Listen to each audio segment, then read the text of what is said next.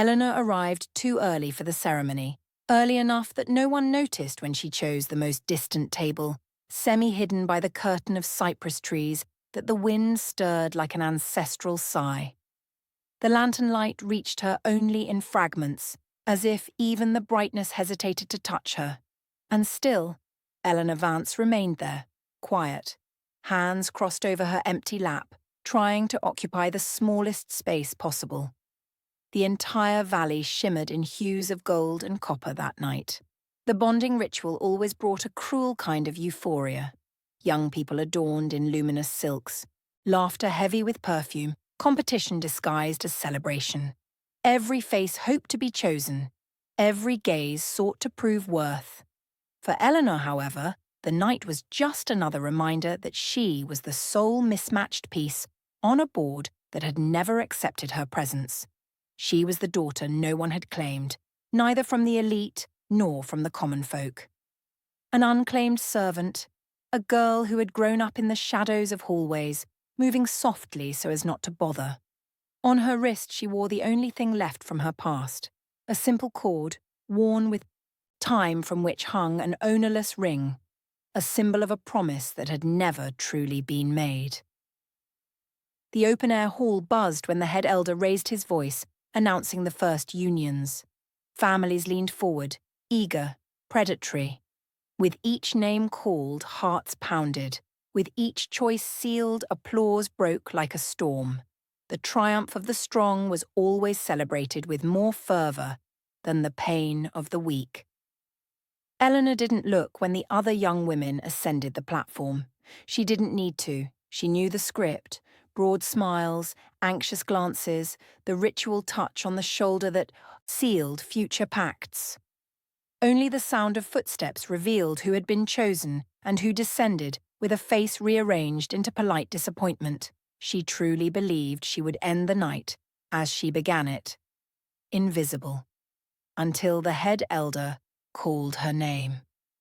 The silence that follows the unexpected always carries weight, so dense it feels capable of breaking bones. Eleanor rose, her breath short, as if the world's air had shrunk. She walked towards the platform with the posture of those accustomed to being seen as an inconvenience. Each step echoed the fear of being an object of ridicule, or worse, pity. And then, as in the worst premonitions, no alpha moved. The crowd watched the scene with growing discomfort. Some averted their gaze, others kept their arms crossed, indifferent. There was compassion on some faces, but poorly disguised compassion is just another form of humiliation. She was about to retreat to accept the fate she knew so well when a voice emerged, deep, scraped like ancient stone, carrying too much authority to be ignored. "I claim this female." The air trembled. From the shadows beyond the bonfires, he emerged, a man so tall he seemed forged. From the darkness between the mountains, muscles sculpted his simple shirt as if the fabric feared containing him. Dark hair fell heavy over shoulders built to carry storms. But it was his eyes that paralyzed the world. Living amber, feverish, a silent ferocity no alpha there would dare confront. The crowd parted even before he asked. The head elder tried to protest, to mention norms, protocols, ancient requirements, but the stranger was not just an alpha. He was a presence, a force that displaced the air, that made skin prickle, that made even the proudest leaders take a step back. He ascended the platform without haste. Every movement held a ritualistic weight, as if carrying centuries of history tattooed onto his bones. And, as he stopped before Eleanor, he tilted his head slightly. A small gesture, but one that made her heart nearly forget to beat. "Now you are mine." No cry followed the declaration, no immediate protest, only a murmur that spread like acid. Who was he? What territory dared to claim a house servant? What kind of alpha would interrupt another clan's ritual to choose an unknown? Eleanor didn't know whether to recoil, to thank, him, to flee. His presence was exhausting, intense as fire, drawing too close, and yet, a part of her, the part tired of being invisible, rose within her chest, breathing for the first time. He held out his hand, not with tenderness, not with violence, with inevitability, an invitation, or a sentence. Behind them the hall buzzed, families whispered, leaders exchanged uneasy glances. The ritual was broken, the balance shaken. This was not merely a choice, it was a social, political, moral challenge, a rupture. And when Eleanor slid her trembling hand into his, the world seemed to hold its breath. That was how it all began.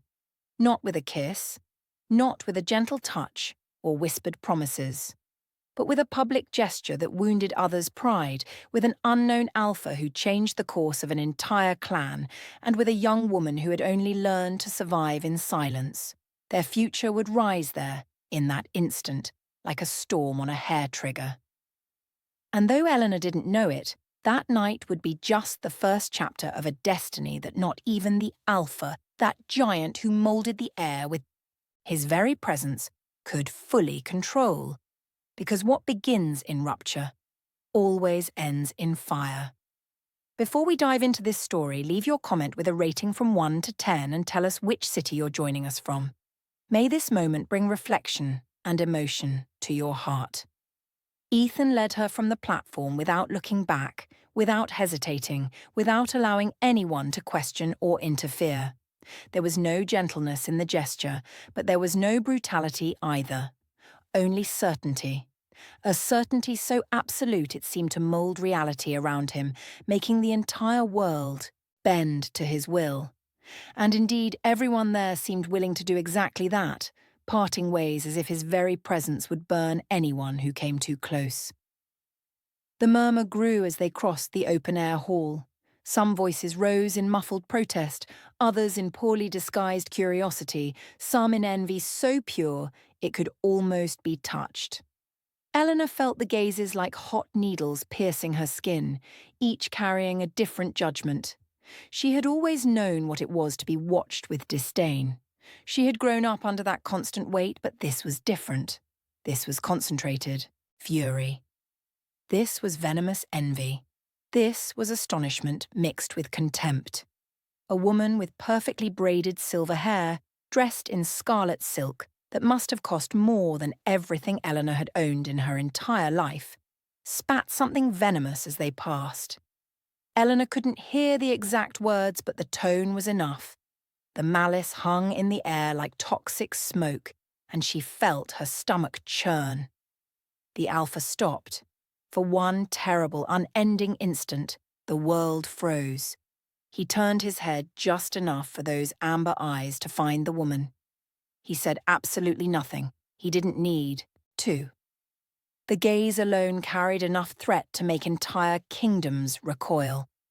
The woman's expression melted like wax under intense fire, all her arrogance evaporating into pure panic. She retreated 3 steps, pale as death, and her hands trembled as she brought one to her throat, as if the air had thinned. Ethan moved on as if nothing had happened. Eleanor tried to process what she had just witnessed, but her mind refused to find logic. Who was this man who made nobles tremble with a single look? Why had he chosen her, among so many others more beautiful, more refined, more suitable? And, more importantly, what the hell would happen now that she was bound to his decision? They left the hall through the side where the dense vegetation formed a natural corridor between century-old cypress trees whose trunks were so thick 3 men couldn't encircle them. The sound of the party gradually faded until it was just a muffled echo, a distant memory that seemed to belong to another world. The air there was cooler, laden with the scent of damp moss, ancient earth, and something wild that Eleanor couldn't quite place but that made her heart beat faster. He released her hand. Eleanor recoiled a step instinctively, like an animal recognizing a predator and knowing it has no chance of winning but still seeking an escape route. Her chest rose and fell too fast, and she hated her own exposed fragility, hated how her body betrayed her by showing every ounce of fear she tried to hide. He, however, did not advance. He merely watched her in silence, with that disturbing intensity that seemed to search every hidden corner of her soul, every secret she had kept her entire life, every wound that had never properly healed. The full moon bathed them in silver light, turning everything into a study of shadows and gleam. Eleanor could see better now. The scars that cut his forearms, the tension in his jaw, the way he remained constantly alert, always ready for the violence that seemed to live just beneath his controlled surface. "You are afraid of me," he said finally. It wasn't a question. It was a simple, almost clinical statement.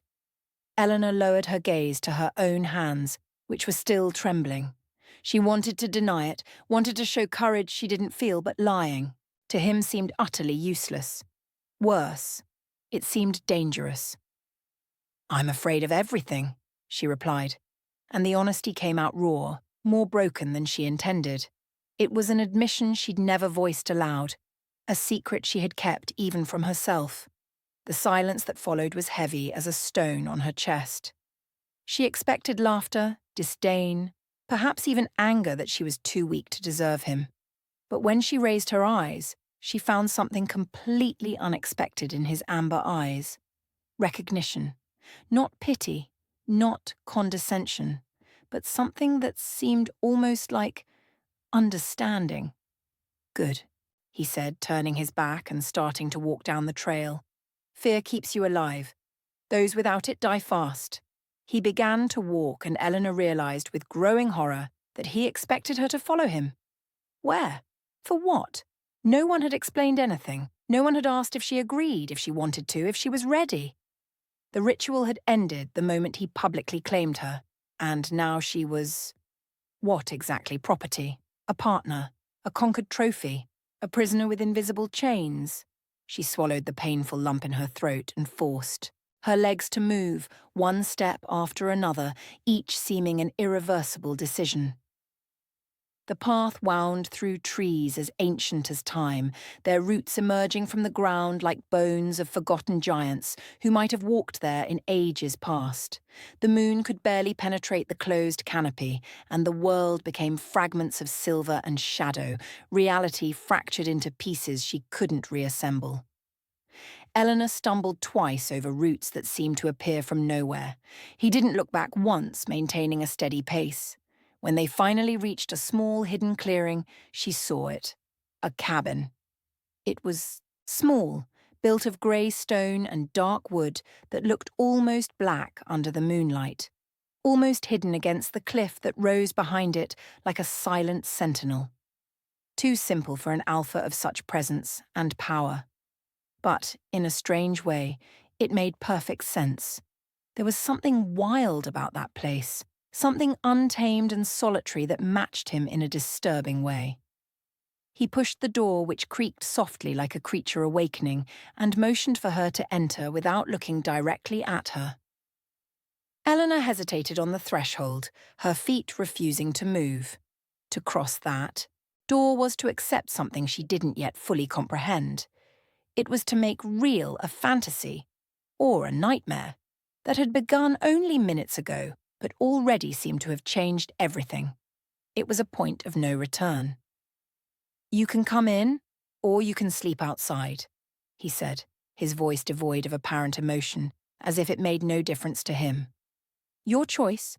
She entered. The interior was brutally Spartan, an unlit cold fireplace, a crude wooden table that looked handmade, shelves with few belongings organized with military precision, a wide bed covered with dark animal hides she didn't recognize. Everything permeated with his scent. Wet earth, wood smoke, something animal and primitive that made her stomach churn in a strange way that wasn't exactly unpleasant but frightened her all the more because of it. He lit the fireplace with precise economical movements, and the flames sprang obediently, almost eager, as if even fire respected him and bent to his will. The light danced on the stone walls, creating shadows that writhed like living creatures, and the warmth began to slowly fill the space. Eleanor remained near the door, Not knowing what to do with her hands, with her entire body, with her very existence in this space that was not hers, and perhaps never would be. "What's your name?" he asked after a long silence without turning to face her, his eyes fixed on the growing fire. "Eleanor. Eleanor," he repeated slowly, as if testing the weight of the word on his tongue, its sound in the air. Then he finally turned, and those eyes captured her again with an intensity that felt physical. "I am Ethan." The name dropped between them like a heavy stone in still water creating ripples. Ethan. It sounded ancient, steeped in history. It sounded dangerous in a way that made her instincts scream to run. "Why did you choose me?" The question escaped before Eleanor could stop it, slipping out without permission. He tilted his head, studying her with an attention that bordered on uncomfortable, as if he could see through her skin to her bones, to her soul. "Because no one else was going to choose you," he said with brutal simplicity. The sincerity hurt more than any elaborate lie could have. Eleanor felt the hot blush climb her neck, the familiar humiliation settling in her chest like an old acquaintance that never truly left, always returning to remind her of her place. But then he continued, and something in his voice subtly changed. "And because you were the only one who didn't sell herself." She blinked, confused, not understanding. "All those girls," he gestured vaguely towards the distant valley, smiling too wide, offering themselves like wares at a market, competing like bitches in heat for the attention of any alpha with a title. "You were hidden, trying to disappear, wishing you were anywhere else." He took a deliberate step towards her, and she had to force herself not to recoil. "That interested me. You didn't want to be seen. All the others begged for attention. You begged for invisibility." Eleanor's heart beat erratically out of sync. She didn't know if this was a compliment or an insult, didn't know if she should feel truly seen for the first time or just dangerously exposed. "I didn't want to be there," she admitted in a low voice. "Never did. I know," he said simply. "It's obvious to anyone who truly looks." But no one truly looks, do they? They just judge, categorize, discard. "Then why did you force me to come here?" His expression hardened, his jaw clenching. "I didn't force you. You took my hand." "You didn't give me a choice." Her voice rose, anger beginning to replace fear. "There's always a choice," he said, his voice low as distant thunder but charged with something that could be anger or something else. "You could have refused. There, in front of everyone, you could have said no." Eleanor felt her throat tighten painfully. He was absolutely right, and she hated it. She could have refused. She could have faced the humiliation of publicly rejecting an alpha. She could have stood on the platform alone until the head elder dismissed her with pity in his eyes. But she hadn't, because in the deepest, most ashamed part of her heart, a part of her, small, scared but dangerously alive, wanted to be chosen, even by someone like him. Even without understanding anything at all. Even knowing it was madness. "What do you want?" "From me," she whispered, her voice breaking. Ethan remained silent for far too long, his eyes never leaving her face.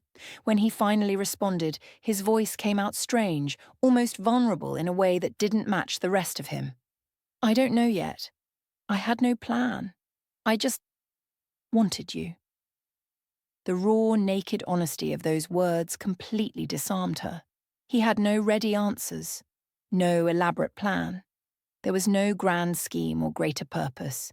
He had simply wanted her, and now both were caught in that impossible moment, trying to understand what it meant, where it was going, what would come next. The tension in the air was so dense Eleanor could almost taste it on her tongue. "You can sleep on the bed," he said finally, breaking the silence that stretched too heavily. "I'll take the fireplace." "No," she heard herself say, surprising herself. "I won't kick you out of your own bed. It wouldn't be right." He arched an eyebrow, something that could be amusement crossing his face. Then, we sleep together. All the blood drained from Eleanor's face at once. I can't. I can't. Relax, he interrupted, and there was something almost playful in his voice now. I'm not an animal. I can control myself. I just don't have another bed, and the floor is too hard even for me. She wanted to argue, wanted to find a third option that didn't exist, but sudden overwhelming fatigue hit her like a giant wave. The adrenaline of the entire night began to evaporate, leaving only exhaustion so profound it seemed to have infiltrated her bones. Her limbs felt like heavy lead. Ethan took off his shirt with a casual movement, and Eleanor looked away too quickly, her face bursting into flames. She heard the sound of him settling onto the bed, the leather of the hides creaking softly under his body weight. Come on, he said without delicacy or gentleness. Or spend the entire night freezing there like a statue. Eleanor forced her reluctant legs to move. She approached the bed slowly, each step a complex internal negotiation between fear and necessity, between wanting to flee and having nowhere to go. She lay down on the extreme edge of the mattress, stiff as a wooden, bored without taking off the ritual dress that scratched her skin. He sighed softly, but didn't comment. The silence stretched, filling every corner of the cabin. His breathing was deep and regular, almost hypnotic, a constant rhythm that began to pull her towards sleep.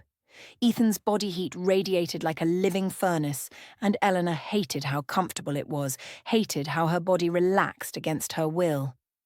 Eleanor, he said in the darkness, his voice low. Yes?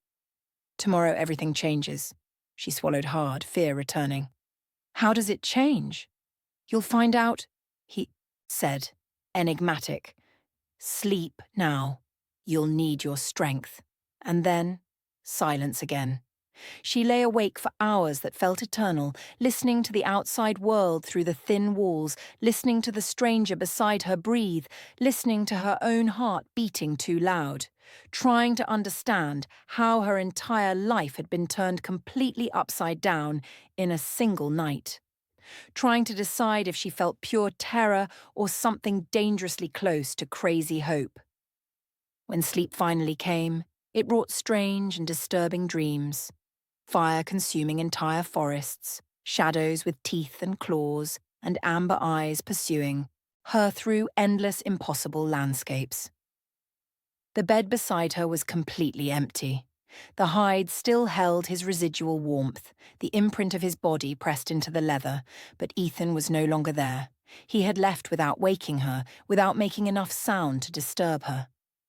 She sat up slowly, cautiously, her heart pounding for no clear reason she could name. The cabin was too silent, unnaturally quiet. Had he simply abandoned her there? Had this been some cruel game, some bet between bored men who needed entertainment? Then she heard it, distant but unmistakable, the rhythmic sound of an axe against wood coming from outside. Eleanor got up with difficulty, her legs protesting, smoothed the completely wrinkled dress that seemed to have aged years during the night, and walked to the door. She opened it with extreme care, as if the world beyond might collapse upon her with the slightest abrupt movement. Ethan was in the small yard in front of the cabin, shirtless, his muscular body gleaming with sweat even in the morning cold as he split firewood with precise, economical movements. Each blow echoed in the quiet morning, creating a hypnotic rhythm of controlled strength. That was almost beautiful to watch. The muscles of his back moved under his skin like something alive and separate, and Eleanor found herself watching longer than she should have. He stopped when he sensed her presence, turning only his head. "Did you sleep well?" he asked without apparent emotion, without looking directly at her. "No," she answered with honesty. He nodded as if he expected exactly that answer, as if any other would have been an obvious lie. He drove the axe deep into the wooden block that served as a base and picked up the shirt that hung over a nearby branch, dressing himself without haste. "Come on," he said simply. "I need to show you something important." Eleanor hesitated only a second before following him. They descended a narrow, winding trail that dangerously skirted the cliff, and with each step the entire valley opened up below them. Immense and wild, cut by rivers that shone like liquid silver under the rising sun. The beauty was almost painfully intense. They walked in silence long enough for Eleanor to start wondering if he was taking her somewhere specific or just wanted to avoid difficult conversations. But then, through the dense vegetation, she saw it. An ancient stone hall, partially covered by decades or perhaps centuries of ivy growth. It looked like a temple forgotten by time, abandoned by the living. Ethan pushed the heavy, rusted iron gates which groaned loudly under the accumulated weight of time and neglect. Inside, the air was cold and damp, laden with the smell of ancient earth and abandonment. There were elaborate inscriptions on the stone walls, symbols Eleanor didn't recognize, lines that intertwined to form complex patterns that seemed to tell stories no one could read anymore. Lost knowledge. "This place?" Ethan began, and his voice echoed softly through the empty walls. "Belonged to my clan, before we were cast out and banished as traitors." Eleanor turned to him completely, genuine surprise cutting through her caution. It was the first real personal information he had shared since they met. "Cast out," she repeated, processing. "My father openly challenged the council," he explained, tracing his fingers over an inscription on the wall with something that could be nostalgia or anger, hard to say. He questioned decisions he considered unjust and cruel. He defended weaker families who were being crushed by the powerful, his jaw clenched visibly. "They tolerate no challenges of any kind, so they banished us as an example. They confiscated our lands, our titles, our entire history. They erased our name from official records." A heavy pause. "They left only ruins and shame to mark that we existed." For the first time since she had met him, Eleanor saw something beyond brute strength and intimidating presence. She saw deep, ancient pain. She saw anger that had scarred on the outside but continued to bleed within, never truly healing. "And you came back," she murmured, understanding beginning to form. "Even knowing the risks." "I came back," he confirmed, turning to face her directly. "When my father died alone, broken and forgotten, I swore on his body that I would reclaim what was ours, that I would restore our name, or die trying. I don't care which." The brutal weight of those words settled between them like a physical presence. Eleanor began to understand with increasing and disturbing clarity. She wasn't just a random choice or a momentary whim. She was part of a larger plan. Or worse still, a piece in a political game far more complex and dangerous whose rules she didn't comprehend. "So that's why," she said, and her voice came out more bitter than she intended to allow. "You chose me to provoke the council, to show that you can do exactly what you want, when you want, and no one can stop you. I am a symbol of rebellion." Ethan turned so quickly she almost recoiled, and those amber eyes trapped her with an intensity sharp as a knife. "I chose you because I wanted you," he said, each word deliberate. "The rest is just a consequence I can't control." "Consequence," she repeated, a bitter, humorless laugh escaping. "I am a consequence of your vengeance. I am a tool." "No." He took a determined step towards her, and Eleanor had to actively force herself not to retreat, to stand her ground. "You are the beginning of something different." The words made no logical sense, or they made too much sense in a way Eleanor wasn't remotely ready to process or accept. Before she could respond, sharp male voices echoed from outside the hall, deep, harsh voices carrying institutional authority and thinly veiled threat. Ethan turned his head with a swift movement, like a wolf sniffing out an imminent threat in the wind. "Stay here," he ordered in a voice that brooked no discussion. "Don't come out, no matter what you hear." "What?" but he was already moving with surprising speed, leaving the hall with steps that made absolutely no sound despite his size. Eleanor followed him only to the entrance, carefully hiding behind the iron gate, peering through the crack. 3 men waited in the yard in front of the abandoned hall. They wore the official colours of the council, deep purple and gleaming gold, and their expressions were carved with pure contempt and superiority. Each carried visible weapons, not hidden, short swords, long knives. They weren't there for polite conversation. The one in the centre, a middle-aged man with an ugly scar running across his entire face from forehead to chin, spoke first in a voice that carried the weight of institutional authority. Ethan Ryder, son of David, the traitor. We have been officially sent by the council to address a grave violation of the sacred laws. Violation, Ethan repeated, and his voice came out too calm, too dangerous. Of what exactly do you accuse me this time? You interrupted a sacred ritual centuries old. The man spat the words like venom. You claimed a female who did not rightfully belong to you. You disrespected the fundamental laws of the clan and the established hierarchy. You caused disorder and confusion. You planted seeds of rebellion. I followed the laws to the letter. Ethan retorted in a firm voice. Any alpha can claim during the ritual. It is written in the ancestral rules, in the oldest laws that you claim to respect so much. Officially recognized alphas, the man spat with ill-contained hatred. You have no legitimate title. You have no registered lands. You have no rights whatsoever. You are the son of a traitor, marked by your father's sin. You are nothing but shadow and shame. The tension escalated like a storm quickly forming, electricity in the air. Eleanor could physically feel the violence suspended between them, about to explode into blood and chaos. Ethan took a deliberate step forward, and the 3 men instinctively recoiled a full step, primitive fear overcoming training. Right, he said, and each word dripped concentrated venom, is what I take with my own hands, exactly as you took ours. As you stole lands, titles, lives, you created the rules of this game. Don't complain when someone learns to play. The scarred man visibly paled, his face losing colour. You dare threaten us? You dare!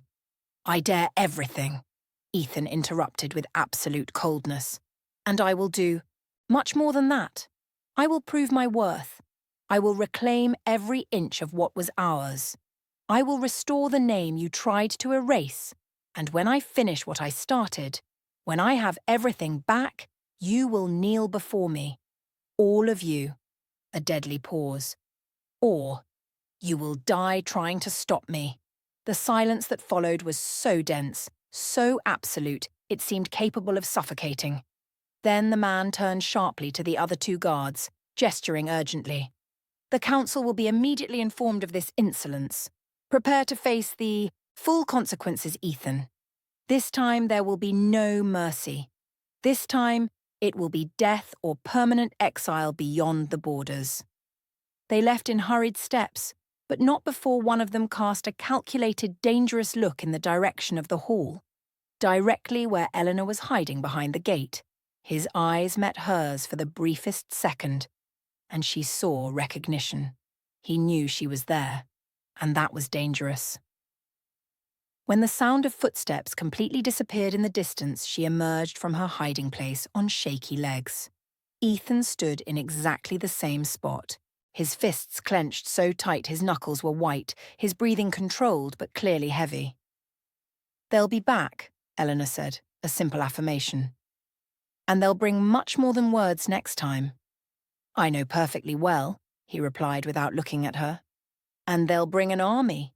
They'll bring real violence. He finally looked at her, and there was something new and terrifying in that gaze, absolute unwavering determination mixed with something bordering on madness. Then let them come with everything they have, he said simply. I am ready. I always have been. Eleanor felt a deep chill run down her spine. For the first time since she had met him, she understood completely and without illusions. Ethan was not just physically dangerous. He was a man genuinely willing to burn the entire world to ashes to reclaim what he had lost. And she, whether she wanted to or not, liked it or not, was now planted right in the center of the inferno he was about to unleash. "You used me," she accused, her voice trembling with a mixture of anger and fear. "From the beginning.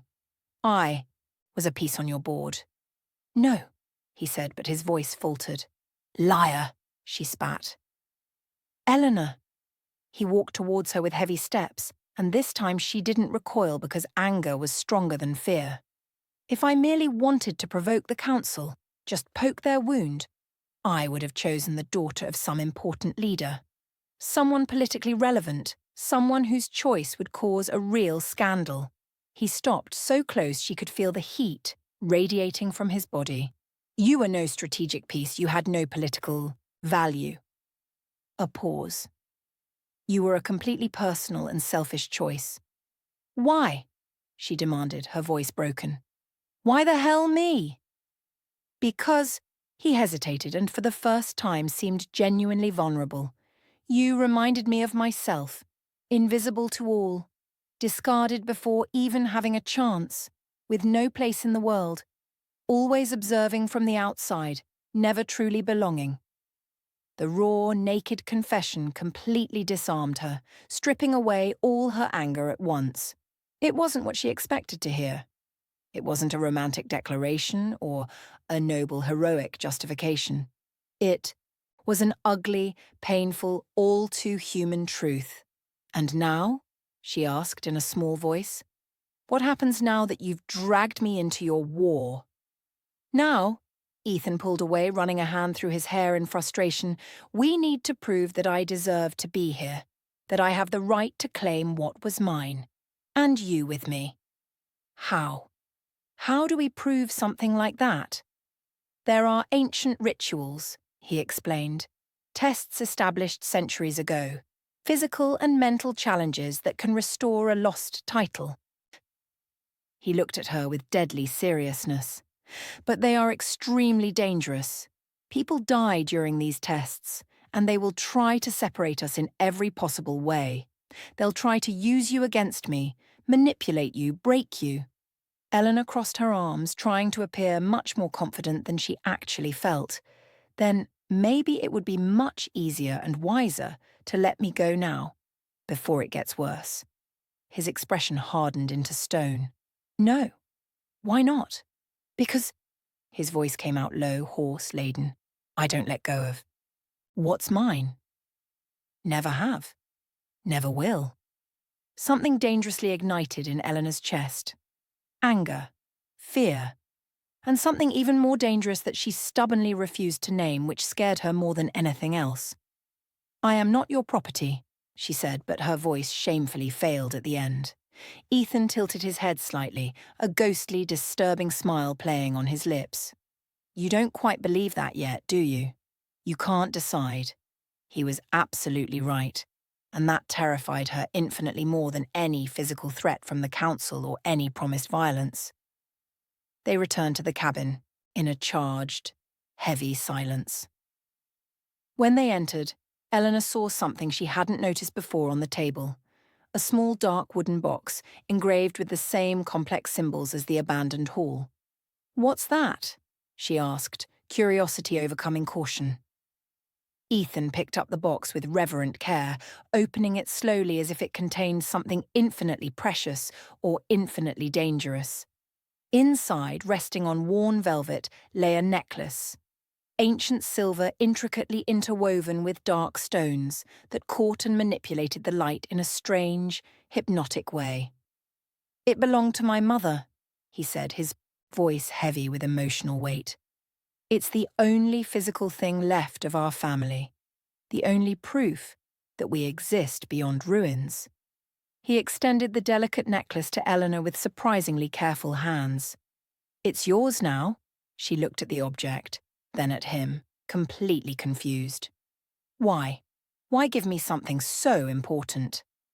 "Because if you're going to be with me through what's coming," He walked around the table slowly.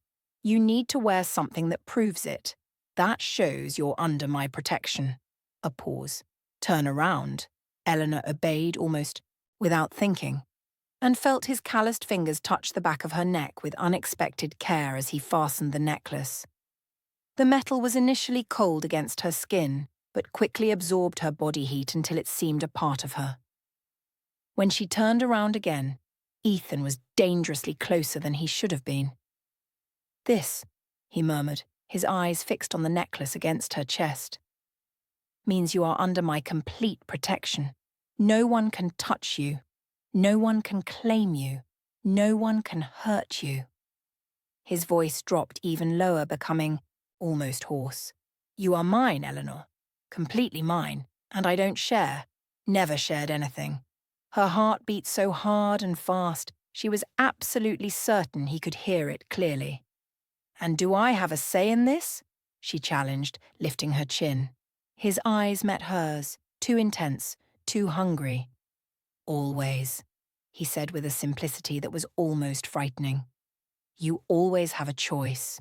Always have. Always will." And then he deliberately stepped away, leaving her alone with the physical weight of the silver on her neck and the infinitely greater emotional weight of the choices approaching like an inevitable storm. Outside, the sun continued to climb relentlessly in the sky, but within her there was only growing darkness and confusion. She, in turn, found herself surprisingly capable of things she never imagined needing to know or master. Collecting clean water from the hidden stream, building a fire that wouldn't go out with the first strong wind, finding edible herbs among the dozens that would slowly kill. Basic survival that no one had ever bothered to teach a servant who always had a guaranteed roof over her head. It was a strange, suspended life, as if both awaited an inevitable blow they knew was inexorably coming, but pretended very poorly not to notice its approach. On the third morning, the blow finally arrived with full force. Eleanor was hanging damp clothes to dry on improvised lines when she heard the unmistakable sound of horses. Many horses. The blood instantly froze in her veins.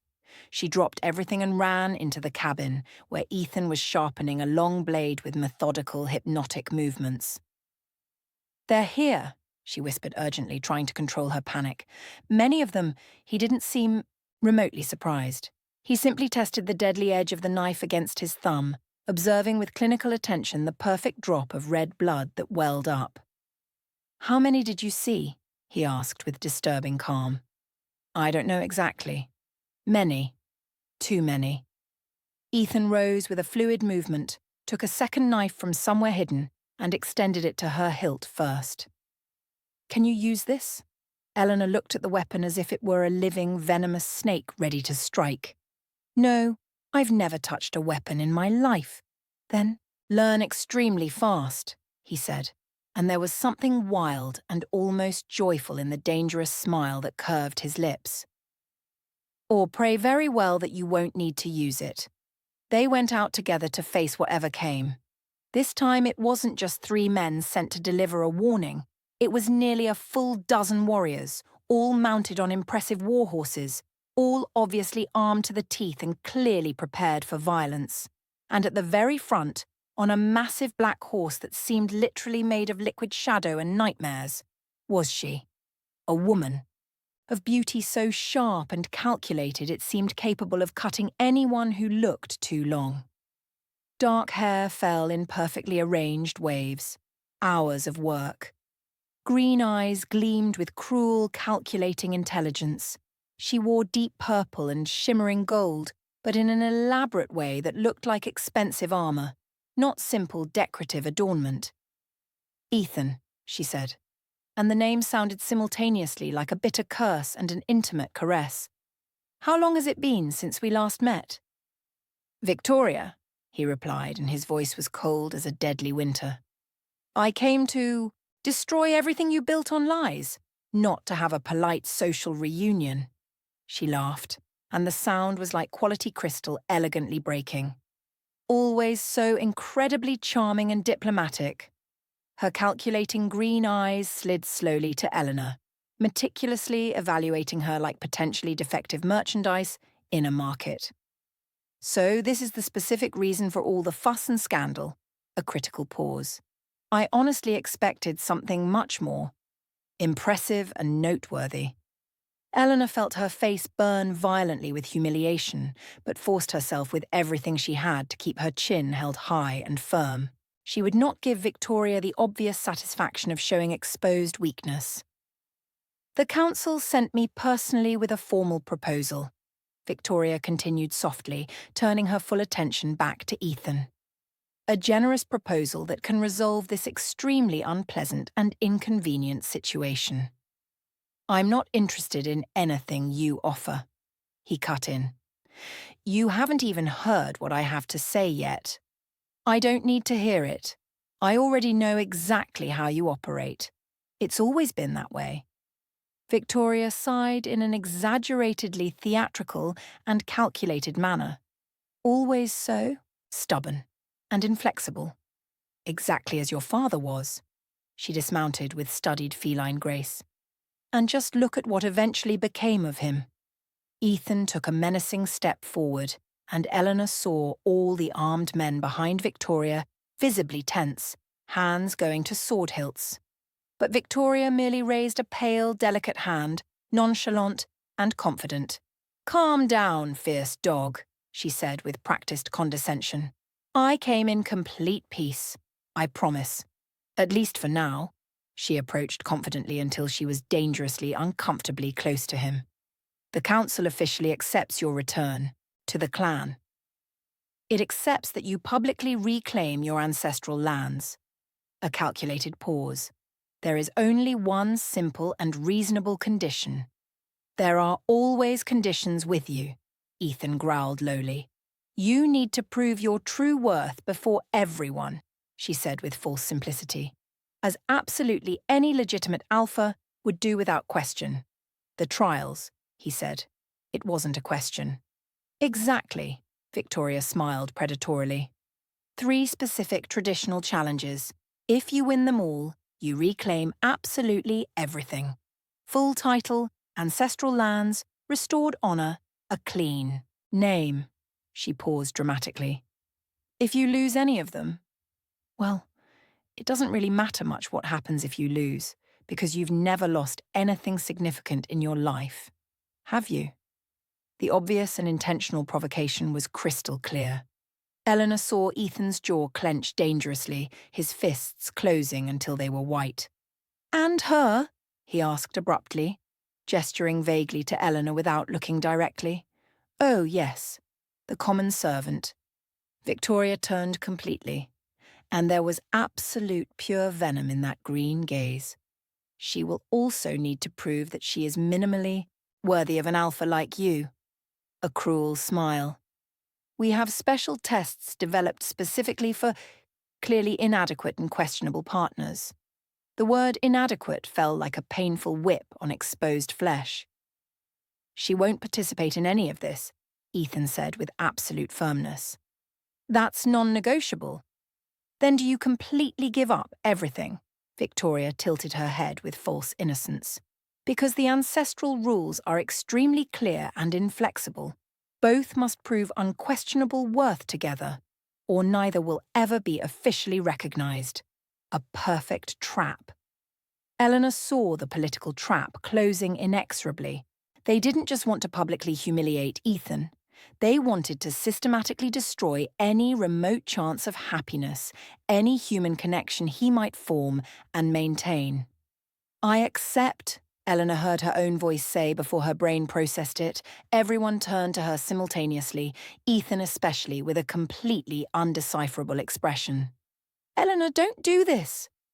I completely accept, she repeated, firmer now, meeting his eyes. I will do all the trials. I will not back down. Victoria clapped her hands slowly, clearly delighted and satisfied. Excellent and courageous.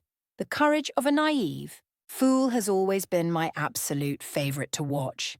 She turned elegantly to the silent guards. Officially schedule it for the next full moon. In the main Central Valley. Let absolutely everyone see everything. She mounted again with ease, looking down with carefully rehearsed and practiced superiority. Prepare yourselves extremely well. Her green eyes fixed on Eleanor with intensity.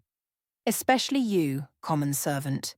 The trials developed for inadequate females are particularly revealing and painful, and then they left as a group, leaving only dust suspended in the air and a heavy threat. Ethan turned to Eleanor as soon as they were alone, visibly furious. Why the hell did you accept this? Because it was literally the only real option, she countered forcefully. And you know that perfectly well. You have no idea what you just voluntarily got yourself into. Then explain it to me now. Teach me. He ran his hands over his face in evident frustration.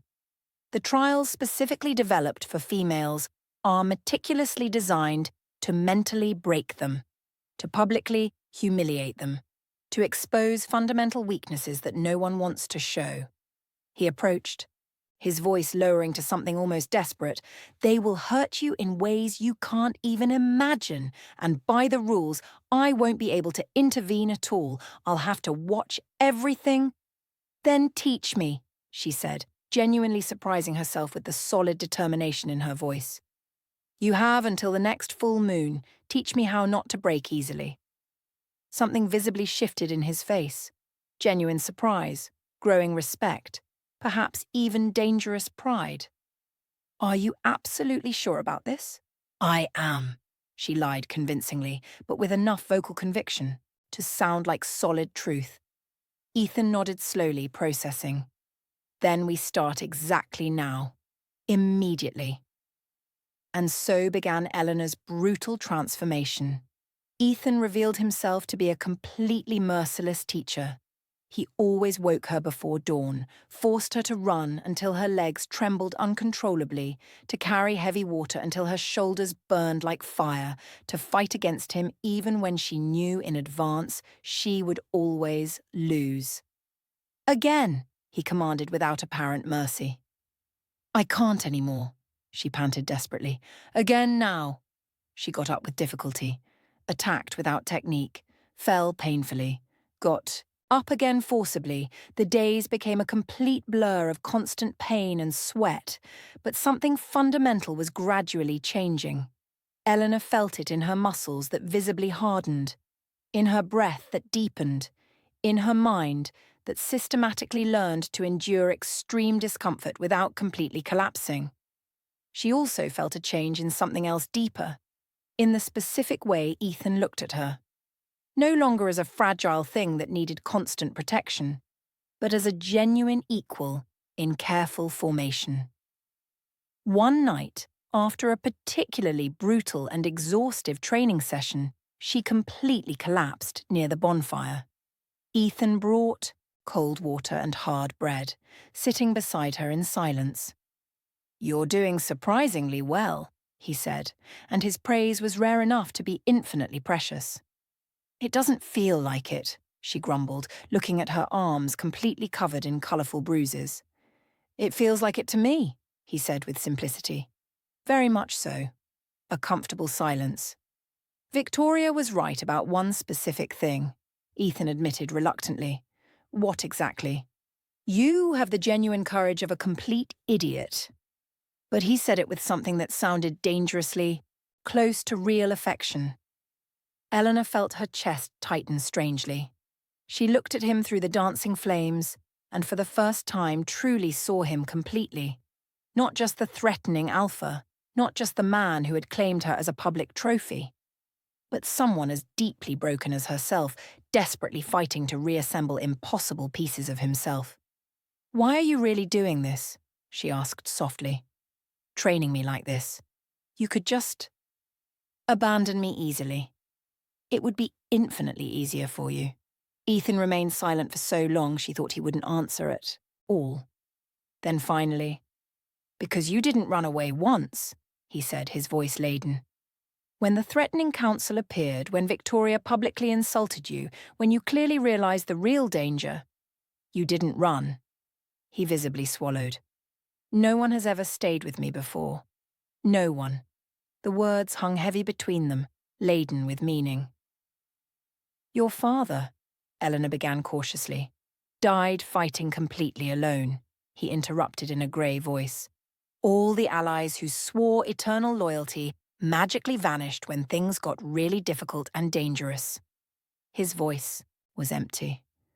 "I learned too early. Always trust only yourself." "And yet you're trusting me now," she pointed out gently. Ethan met her eyes through the hypnotic flames. Worse than that, a long pause. "I'm starting to genuinely need you." Eleanor's heartbeat completely out of sync. That confession was infinitely more intimate than any possible physical touch. It was raw, bleeding vulnerability, offered without any protection. "Ethan." "No," he interrupted, standing abruptly. "Don't say anything now. Not yet." He went into the cabin quickly, leaving her alone with the crackling fire and the impossible weight of everything that had not been said. Eleanor looked at the dancing flames, seeing impossible shapes form and dissipate. She knew with absolute certainty that something was fundamentally changing between them. Something dangerous, something inevitable and terrifying, and in less than 2 full weeks, both would face public trials that could completely destroy them. But that night, under the infinitely starry sky, with the lingering smell of smoke in her hair and the silver necklace heavy against her chest, Eleanor made a silent but ironclad promise. No matter what came, she would not run, even if it eventually killed her. Especially because something deep inside her, stubborn, foolish, dangerous, was beginning to care about his fate as much as her own.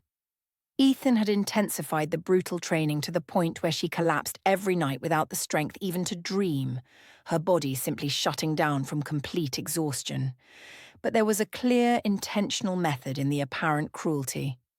He was systematically molding her, teaching her body to respond instinctively before her conscious mind had wasted time feeling paralyzing fear. "You always hesitate," he said for the 1,000th, frustrating time blocking her blow with insulting ease. "I'm completely exhausted." "And you'll be infinitely more tired during the real trials," he countered mercilessly. He pushed her back with controlled force. "Again now!" She lunged again, this time with genuine anger fueling her aching muscles. The knife sliced through the air violently where his shoulder had been just a second before. He spun with surprising speed, grabbed her wrist, and immobilized her completely against the rough trunk of a tree in a move so fast the entire world blurred. "Much better," he murmured dangerously, so close that his warm breath brushed Eleanor's neck. "Anger makes you infinitely faster and less predictable." Her heart beat against her ribs like a wild bird desperately trapped. But it wasn't just from the physical exertion. It was from the intense proximity, from the warmth of his body pressing against hers, from the disturbing way those amber eyes held her, too intense, too hungry. "Let me go now," she whispered, her voice coming out hoarse. "Why exactly?" There was something new and dangerous in his voice. "Afraid of what might happen? Should I be afraid?" His lips curved into something that wasn't exactly an innocent smile. "Always should be," he said softly. "Always." But then he abruptly released her, stepping away as if her touch burned his skin. The following days were a different, more subtle kind of torture. There were moments, quick, seemingly accidental glances, where their eyes met and something electric and dangerous passed between them. Hands that touched while passing simple food. Dense silences that weighed infinitely more than any possible words. Eleanor tried desperately to ignore it. Total focus on the trials. She told herself firmly. Exclusive focus on survival. But at night, lying on the wide bed they shared with careful studied distance between their bodies, she listened to his deep breathing and wondered obsessively if Ethan also stayed awake for hours, fighting the same forbidden thoughts. A full week before the promised full moon, they received a completely unexpected visit. It was an extremely old woman, heavily bowed by relentless time, leaning on a gnarled staff. She appeared without warning in the late afternoon, when the sun dyed everything liquid amber. "Grandma May," Ethan said, and there was genuine surprise mixed with something that could be relief in his voice. "What are you doing here in such a remote place? I came to personally see the girl who turned the entire clan upside down," the old woman replied in a surprisingly strong voice. Her milky, almost blind eyes found Eleanor with disturbing, impossible precision. "Come closer here. Interesting creature." Eleanor glanced quickly at Ethan, who nodded encouragingly. She approached with extreme caution. Grandma May extended a bony, spotted hand, touching Eleanor's face with fingers that seemed to feel far beyond the superficial skin, reading something deeper. Genuine strength hidden beneath layers of fear. Extremely deep roots. She smiled, revealing few remaining teeth. "You will absolutely surprise all of them. All of them." "How can you know that for sure?" "Because I've seen exactly this movie many times before, child," Grandma May said with clear amusement.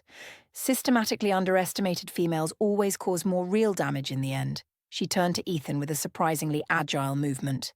"You came to warn me about the specific trials," he said. "It wasn't a question or a request."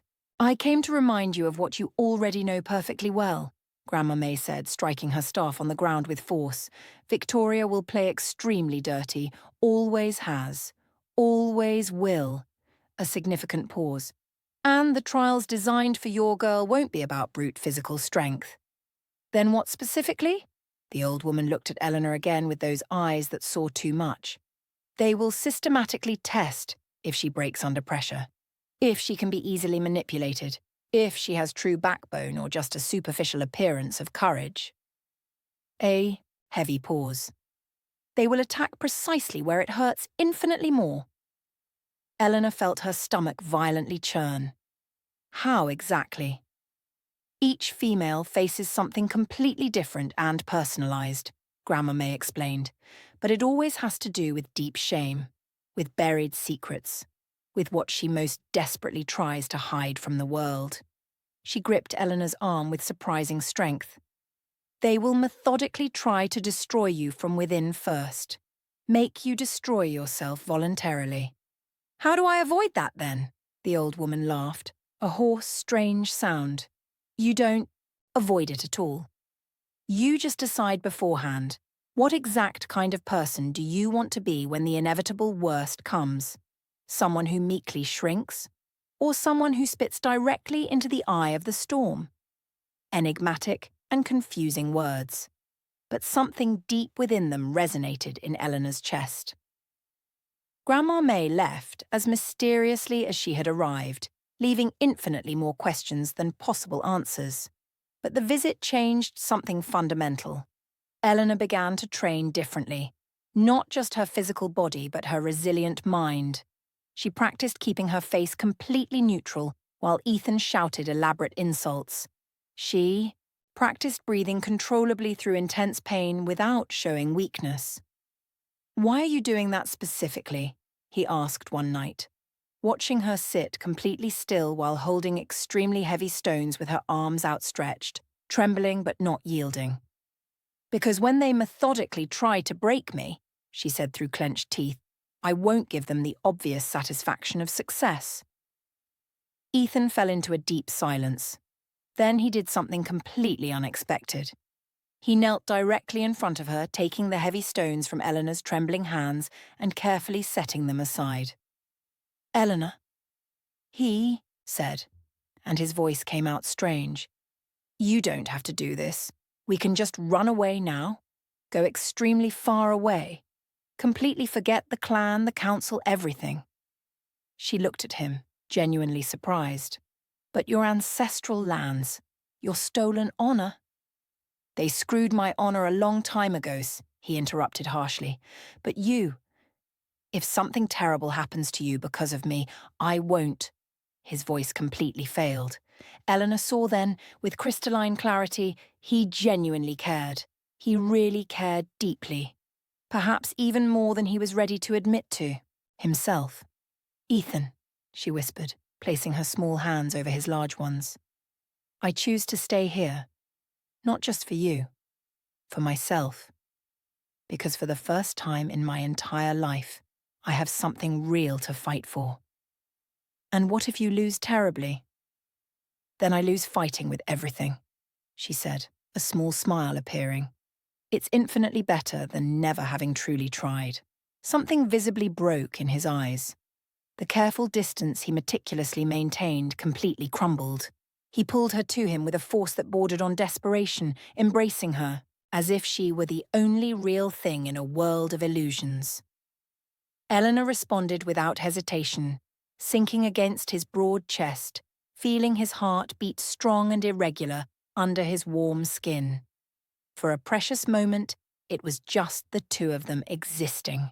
No threatening trials, no cruel counsel, no painful past or uncertain future.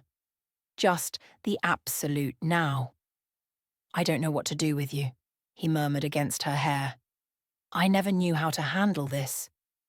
You'll figure it out eventually, she said with a confidence she didn't know where it came from. They remained embraced like that until the night chill physically forced them inside. But something had fundamentally changed. An invisible line had been crossed without turning back, and both knew there was no possibility of return anymore. The final days before the full moon passed with frightening and cruel speed. Ethan taught her absolutely everything he could. How to read people quickly, how to hide emotions efficiently, how to transform paralyzing fear into useful fury and fury into directed strength. Always remember, he said on the last morning before the trials, no matter what happens out there publicly, you are not truly alone. I will be watching every second, and if they cross the unacceptable line, you can't intervene at all, she reminded him firmly. Those are the sacred, inflexible rules. Screw the rules, then, she laughed, nervous and tense. Always so incredibly diplomatic. He didn't smile. He just pulled her into another hug, this one infinitely longer, more desperate, more final. Come back to me whole, he whispered in a broken voice.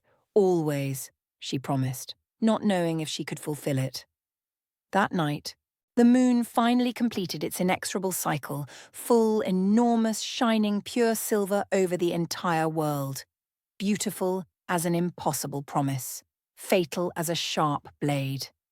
They lay side by side in bed, unable to sleep or pretend, just intensely feeling each other's presence, guarding the precious moment like a talisman against what would inevitably come. Eleanor, Ethan said in the complete darkness. Yes, if something goes catastrophically wrong, if you need to choose between your safety and my honor. I won't choose either, she interrupted firmly. Eleanor? No.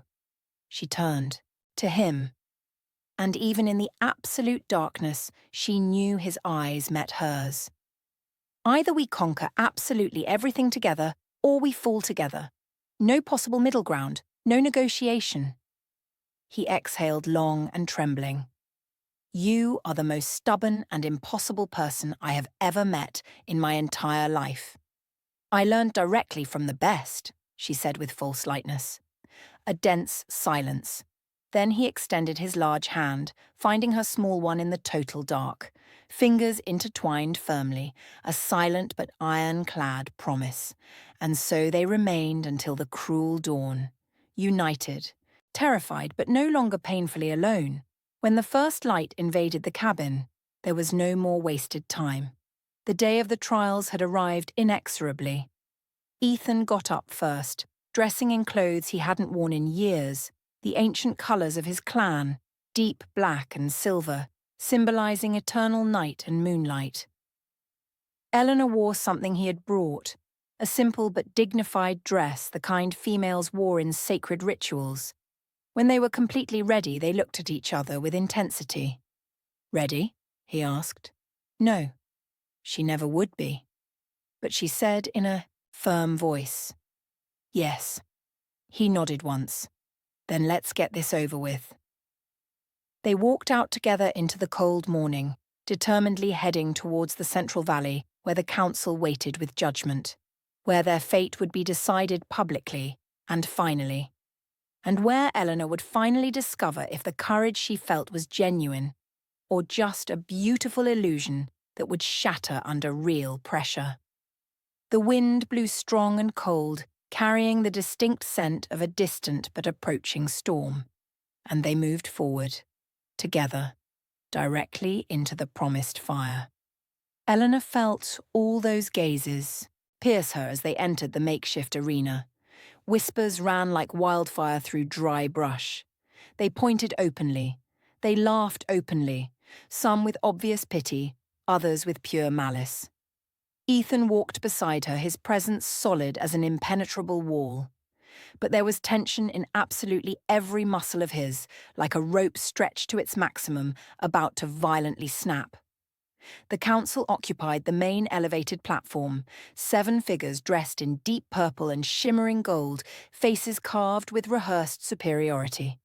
And at the absolute centre, Victoria, more radiant than ever, smiling like a cat that had cornered a rat. "Welcome," she announced, her voice carrying easily through the silent crowd. "Today we witness something extremely rare, an outcast reclaiming his stolen right, and even rarer, a servant attempting to prove impossible dignity." Cruel laughter erupted. Eleanor kept her face carefully impassive, but her nails dug into her palms until they almost bled. "The rules are extremely simple," Victoria continued. 3 trials for the alpha, 3 trials for the female. All must be completed without exception. Failure in any one means immediate and permanent disqualification. A calculated dramatic pause.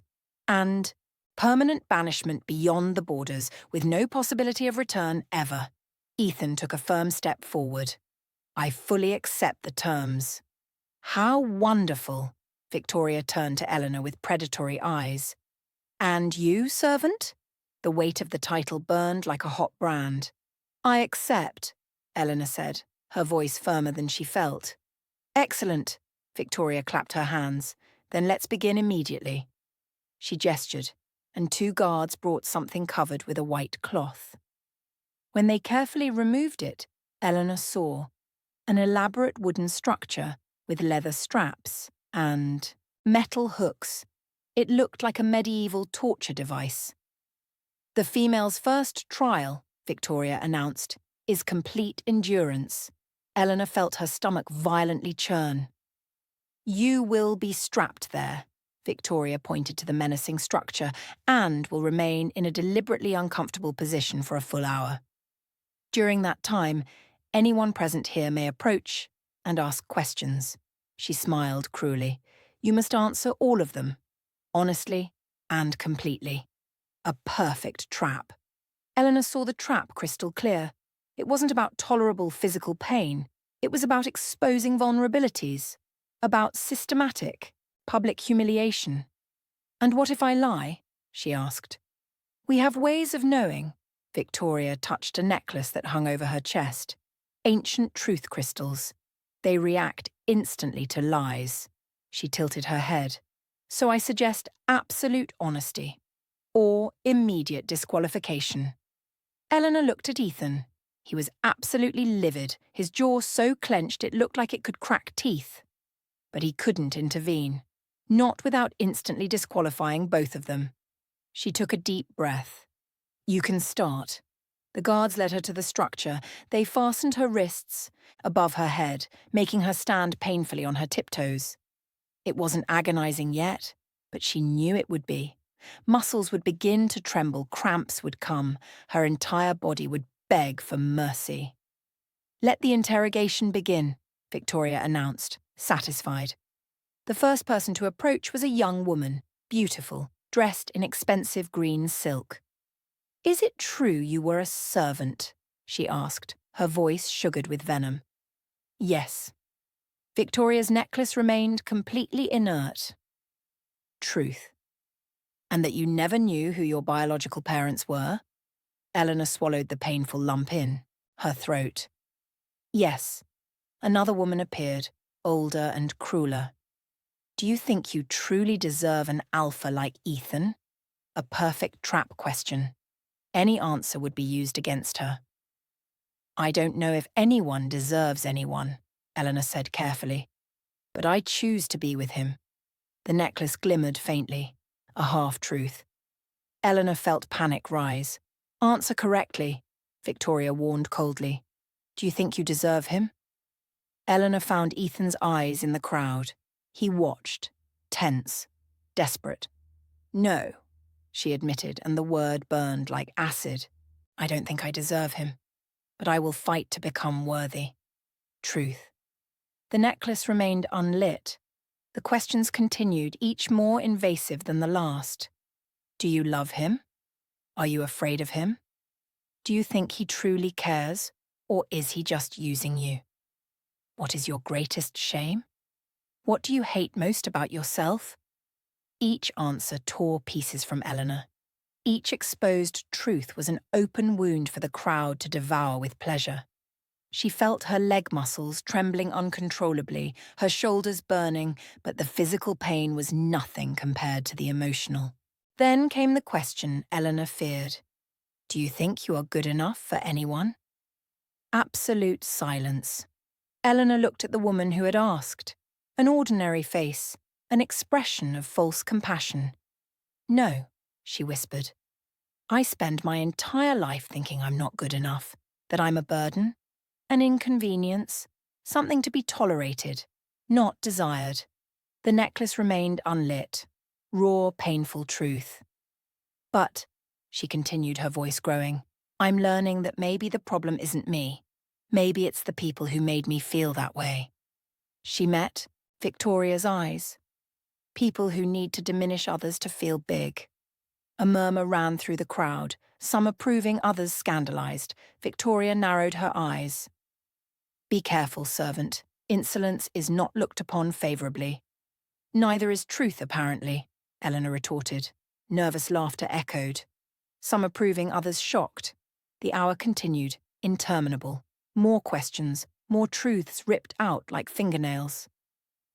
Eleanor felt stripped bare, vulnerable, exposed to the bone, but she refused to cry, refused to give them the satisfaction. She thought of Grandma May. Decide beforehand what kind of person you want to be. She decided, someone who doesn't shrink. When the time finally ended and the guards released her, Eleanor collapsed. Her legs could no longer support her.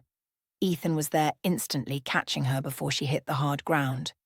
I'm okay, she lied. You were incredible, he whispered, so low only she heard. Victoria descended from the platform, clapping slowly. Impressive. Honestly, I expected you to completely fall apart. She tilted her head. But the trial isn't over yet. Eleanor raised her eyes, exhausted. What do you mean? Endurance has two parts, Victoria smiled. The second is, how much can you bear to see someone you love suffer? Absolute horror chilled Eleanor's blood. No. Victoria turned to Ethan. Your turn, Alpha. First trial. Absolute brute strength. Guards entered the arena pulling chains attached to a massive block of stone. It must have weighed literal tons. Simple, Victoria explained. Drag it to the other side of the arena. You have 10 minutes. Ethan looked at the block, then at Eleanor. Don't look, he said. What? Don't look. He touched her face gently. You've suffered enough today. But Eleanor refused to look away. If he was going through that, she would witness it. Ethan wrapped the chains around his chest, tested the weight, and began to pull. The sound was horrible. Metal grinding, stone dragging, and his grunts of effort. Muscles stood out like steel cables. Veins popped. Sweat began to drip. The crowd watched, fascinated. Some cheered. Others bet on whether he would succeed. Eleanor held her breath. Every inch the stone moved seemed to be ripped from Ethan's own life. She saw the pain, saw the superhuman effort, saw when his knees almost buckled. Come on, Ethan, she murmured. Come on. As if hearing her, he met her eyes, and something passed between them, borrowed strength, shared will. He roared, a sound that came from a primitive place, and pulled with everything he had. The stone moved faster, leaving a deep furrow in the earth. 5 minutes later, he reached the other side. The crowd erupted in cheers. Even those who wanted to see him fail couldn't deny it. It was impressive. Ethan released the chains, his hands bleeding, his body trembling with exhaustion. But he was standing, victorious. Eleanor ran to him, and this time it was she who supported him. "Idiot," she whispered. "You almost killed yourself." "Worth it," he replied, smiling tiredly. "If it's for you." Victoria watched with an undecipherable expression. 1 trial complete each, 6 remaining. She looked at the darkening sky. "We continue tomorrow at sunrise. Rest," she smiled. "You'll need it." They left the arena together, supporting each other, both broken but not defeated. That night in the cabin, they tended to each other's wounds in silence. Words seemed inadequate. When they finally lay down, exhausted beyond measure, Ethan pulled Eleanor to him. "One day at a time," he said.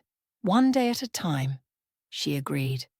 And they slept, intertwined, conserving strength for the battle that would continue at dawn. Because the war was just beginning. When they arrived at the arena, the crowd was even larger, denser. News had spread like a plague. The servant had resisted the brutal interrogation. The banished alpha had proven superhuman strength.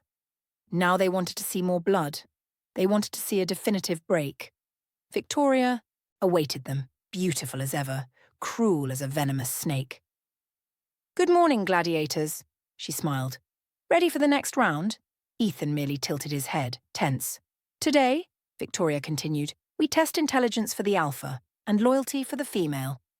She gestured, and guards brought an elaborate table with extremely complex puzzles, ancient maps, ancestral symbols that seemed to dance under the light. "Ethan, you have 30 minutes to decipher the code that will reveal the precise location of a hidden treasure. Failure means immediate disqualification. Code." Eleanor saw the briefest flash of concern in Ethan's eyes. He was strong, he was brave, he was determined, but formal education had not been the privilege of exiles living in caves. "You may begin," Victoria ordered. Ethan approached the table, studying the symbols with fierce concentration. Eleanor saw the growing tension in his shoulders, saw how his eyes scanned the maps without finding a clear pattern. 10 minutes passed. 15. The crowd began to murmur impatiently, some laughing openly, others restless. 20 minutes. Eleanor could see desperation beginning to crack Ethan's careful mask. He was lost, and if he lost, everything would crumble. She closed her eyes, thinking desperately. Thinking. There was something Grandma May had said about the ancient symbols, something about spatial, not linear reading. And then she saw it. The pattern. It wasn't in the individual maps, but in the way they were physically arranged. It was a 3-dimensional physical puzzle, not just a 2-dimensional mental one. But how to warn Ethan without violating the sacred rules? Eleanor opened her eyes, finding his across the arena. She clutched the necklace at her neck, the necklace he had given her, with the same symbols as the ancestral hall, and she touched each stone in a specific sequence, creating a pattern. Ethan's eyes widened. Understanding. He turned to the table, began to rearrange the maps in the order Eleanor had indicated. Pieces clicking into place, a pattern emerging like a constellation. With 1 minute remaining, he announced, "The Sacred Spring, 2 miles north. Absolute silence." Then one of the council elders slowly rose. "Correct." The crowd erupted, some in celebration, others in fury. Victoria watched Eleanor with narrowed eyes, knowing something had happened but without proof to accuse. "Impressive," she said, her voice dripping sarcasm. "It seems you two work well together." She turned to Eleanor. "Which brings us to your trial. Loyalty." Eleanor felt her stomach violently churn. Victoria gestured and guards brought a chair. They forced Eleanor to sit, tying her with rough ropes. Simple, Victoria explained. We will bring 3 people. Each will tell you something about Ethan. Something true, something painful. She leaned in. You have to choose. Do you believe him and ignore what you hear? Or do you believe them and publicly reject him? A perfect psychological trap. Eleanor understood. Any hesitation, any doubt shown, would be used to destroy the trust between them. Bring the first witness, Victoria ordered. A woman entered. She was ethereally beautiful, blonde hair falling like a liquid cascade, blue eyes filled with something that seemed like genuine pain. My name is Sarah, she said, her voice soft as velvet. And I was promised to Ethan, before the exile. Eleanor felt something cold pierce her chest. Sarah continued, We grew up together. We were in love. When his father was banished, I begged to go with them. Tears gleamed. But Ethan rejected me. He said I wouldn't survive, that I was too weak. She looked at Eleanor. He chooses women he can control, who won't question him. Every word was venom disguised as truth. Eleanor forced herself to breathe. She looked at Ethan, who was livid but not denying it, which meant it was true, or part of it. Next witness, Victoria called. An older man entered. He wore the marks of a warrior, scars crisscrossing his arms. I fought alongside Ethan's father, David, he said. I watched the boy grow. He paused. And I also saw how he killed a man when he was just 15. In combat, yes, but with unnecessary brutality. He looked at Eleanor.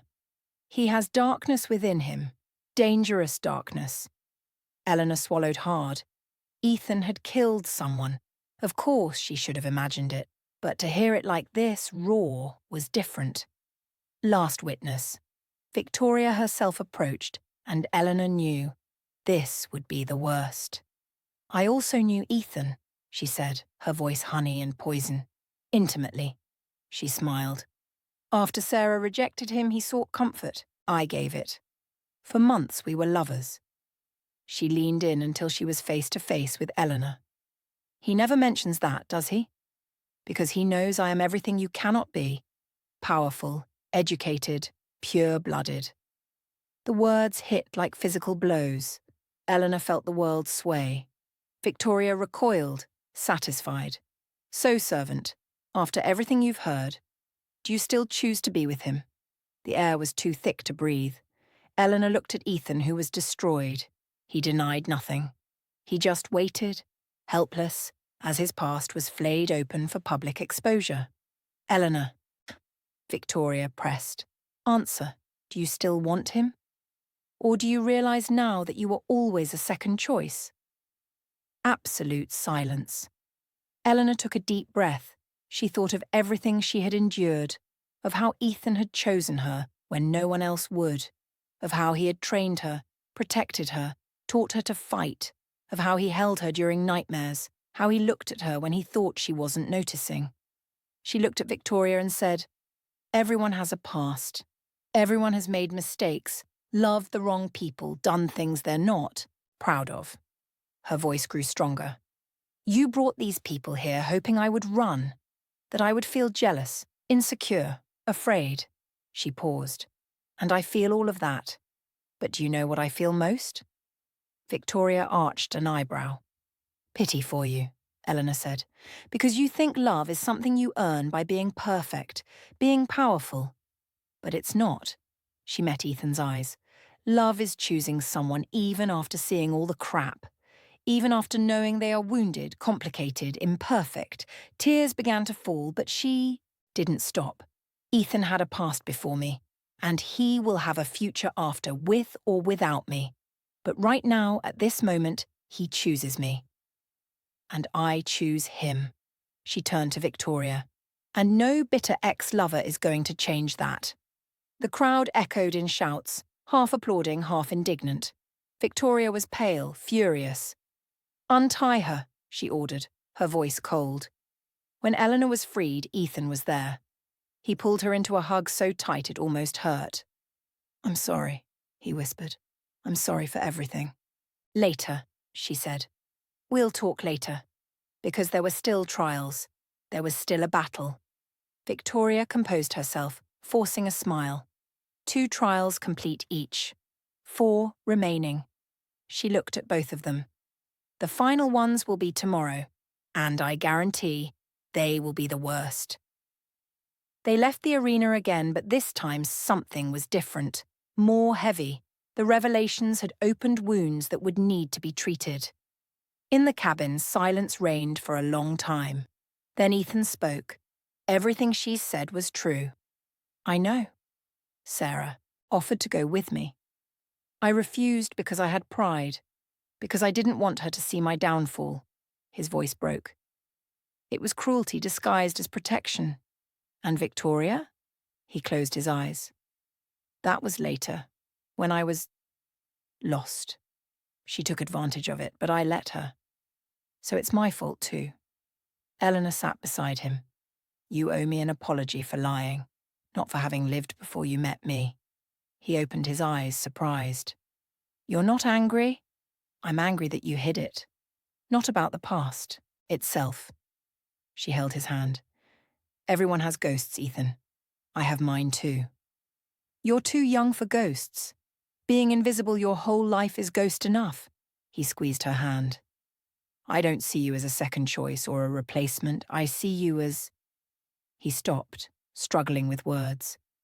As the person who makes me want to be better, who makes me feel like maybe I can rebuild, not just avenge. Eleanor felt new tears burn. Don't say those things if you're not sure. I am, he said, turning, her to face him. I am sure of you. And for the first time they kissed. It wasn't gentle, it was desperate, urgent, laden with everything they couldn't say. It was hunger and fear and hope colliding. When they broke apart, both were trembling. Tomorrow, Eleanor whispered, we finish this. We finish it, he agreed. And that night, they slept not just together but completely intertwined, hearts beating in sync, breaths mingling, 2 broken people becoming one, ready to face whatever came, even if it was the end. When Eleanor and Ethan entered the arena for the last time, something was fundamentally different. The crowd seemed more tense, more silent than in previous days. Even those who fiercely rooted against them seemed to realize this had transcended mere cruel entertainment. It was living history being written before everyone. Victoria awaited them, but there was something broken in her careful posture. Ill-contained anger, desperation disguised as control. She finally realized she was losing control of the narrative. Final trials, she announced, her voice echoing but without her previous confidence. For the alpha, honor. For the female, sacrifice. Ethan visibly tensed. Honor, Victoria continued, means facing your greatest personal fear and overcoming it. She smiled, but the smile was cracked. And we know very well what yours is, don't we, Ethan? Guards brought an elderly man, bent by time, chained.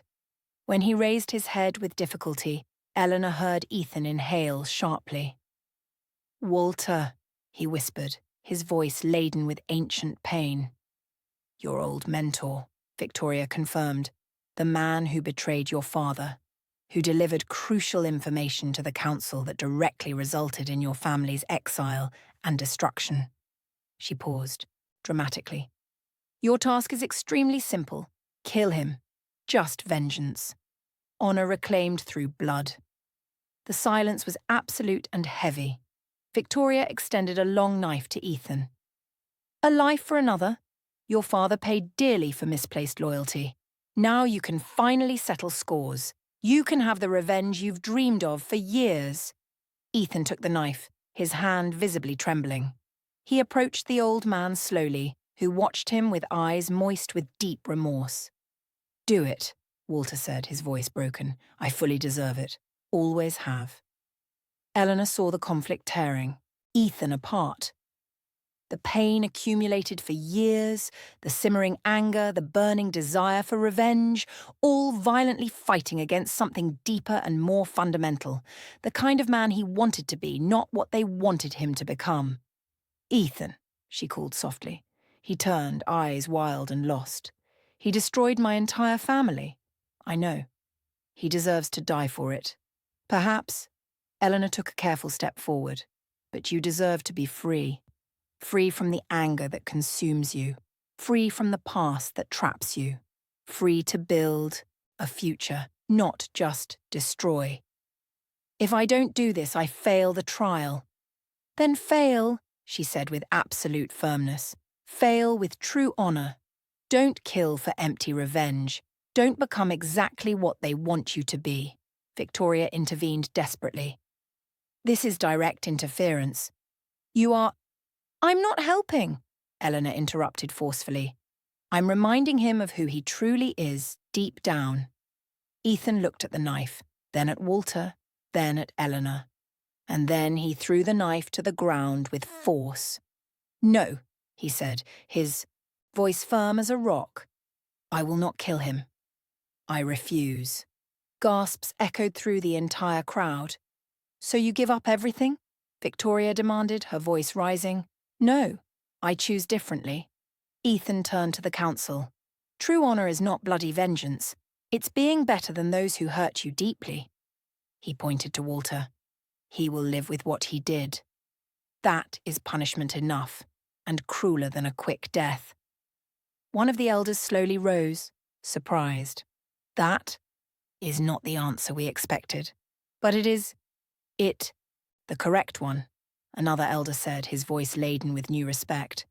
"Mercy over vengeance, wisdom over blind rage, compassion over hatred." He looked at Ethan with genuine admiration. "This is true honor. Approved." The crowd erupted in cheers, half celebrating, half shocked.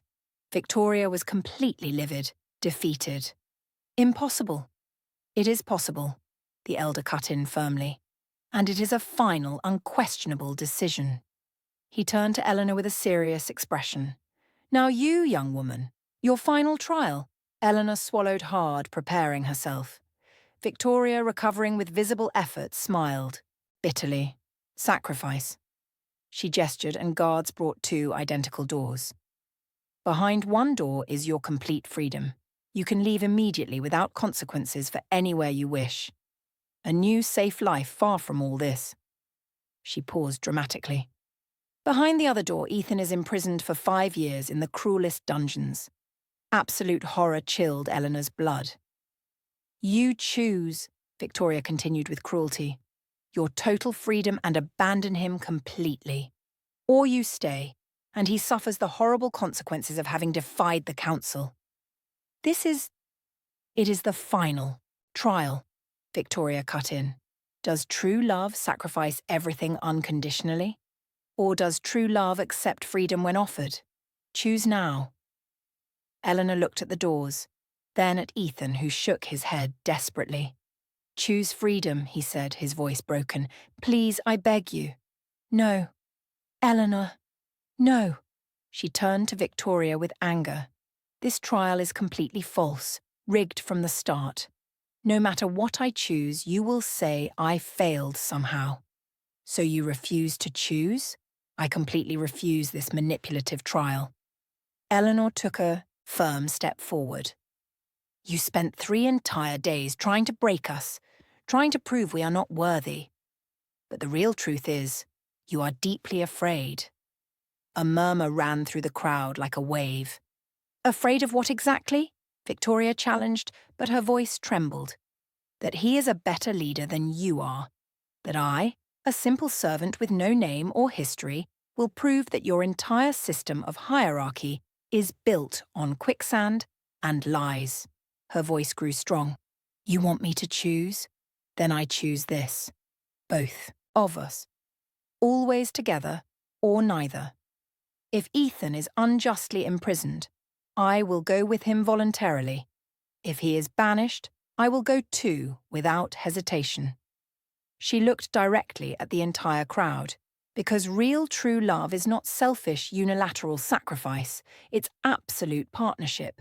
It's choosing every day to stay even when it's difficult. The silence was so dense and heavy it felt solid, tangible. Then something completely unexpected happened. Someone in the crowd began to applaud, a solitary sound that grew, others quickly joined, and others. And suddenly, half the entire arena was on their feet clapping loudly. The principal elder rose with dignity. Enough. He looked at Eleanor, then at Ethan, then at the crowd. You both have completed the trials. In completely unconventional, unexpected ways, but a small, genuine smile. Perhaps it is time not to be conventional. Perhaps it is time for real change. He turned to the full council. I formally propose that we recognize Ethan Ryder, son of David, as a fully legitimate alpha, and we also recognize his choice of partner as valid. He looked around. Who agrees? 5 hands immediately rose. Only 2 voted against, including Victoria, who was white with rage. Decided, the elder announced solemnly. Ethan, you reclaim your full title, your ancestral lands, your restored honor, a clean name in the records. He paused significantly. And most importantly, you gain true respect, something that title alone never buys. The crowd roared in celebration. Eleanor felt her legs give way. Ethan caught her instantly, holding her as the world seemed to melt around them. We did it, she whispered, incredulous. We really did it. You did it, he corrected gently. I was just here to watch you be absolutely incredible. They laughed, cried, embraced as the promised storm finally broke. Heavy rain began to fall, washing the arena, washing away 3 days of accumulated pain and humiliation. Victoria approached, defeated but trying to maintain dignity. Congratulations, she said, her voice cold. Enjoy it while it lasts. It will last forever, Eleanor replied calmly, because it was built on truth, not on games and manipulation. Victoria turned and left quickly, followed by the few who still blindly supported her. But the overwhelming majority remained, celebrating, already rewriting history. How the banished Alpha returned victorious. How the nameless servant proved invaluable worth. How genuine love can be stronger than established hierarchy. Weeks later, in the same cabin where it all began, Eleanor and Ethan were organizing belongings to move to their reclaimed lands, but something deep within them hesitated to leave that place that had shaped them. We can come back here sometimes, Ethan said, as if reading her thoughts. Yes, she agreed, when we need to remember. Remember what specifically? That we survived the worst possible, and still chose to stay together. He pulled her into a tight hug, kissing the top of her head. Eleanor, he said softly, you know that I know, she interrupted, smiling. I know and feel the same. Some things didn't need to be said with words to be a profound truth. That night, under the infinite stars that had witnessed absolutely everything, they made promises. Not the ancient ritual words of the clan, but their own. To fight together always, not to run when it got hard, to build. Something real and solid on the rubble of a painful past. And when the sun rose the next day, they left. Not as alpha and servant. Not as chosen and chosen one. But as 2 human beings who found in each other something the entire world had tried to destroy and failed. True hope. Months quickly passed. Ethan's lands flourished under his just and compassionate leadership. Eleanor, who had never had a voice, became a respected counselor to all. Together they changed ancient unjust rules, opened doors to the marginalized, proved that power can exist without cruelty. Victoria completely disappeared after the trials, but rumors said she was planning a vengeful return. Ethan and Eleanor didn't worry excessively. They had faced worse and survived stronger. And on a particularly starry and magical night, When Eleanor carefully placed Ethan's hand on her belly, where a tiny life was beginning to grow, both knew with certainty the true test had never been about physical strength or blind loyalty. It was about choosing every day to build something greater than themselves. It was about transforming rupture into a new beginning. And they had passed with honor. Their story would be told for future generations, not as a perfect fairy tale, but as something better, as living proof that even the most deeply wounded can heal, the most lost can find a home, and the most invisible can shine brightly. It had all begun with violent rupture, with a public choice that had shocked an entire clan, and it ended as all the best true stories do, not with an impossible perfect ending, but with a continuation, with a promise of imperfect, but consciously chosen, tomorrows. With love built not on romantic fantasy, but in the trenches of shared struggle, and that, they discovered, was infinitely stronger than any magic or destiny. It was real, it was theirs, and it was eternal.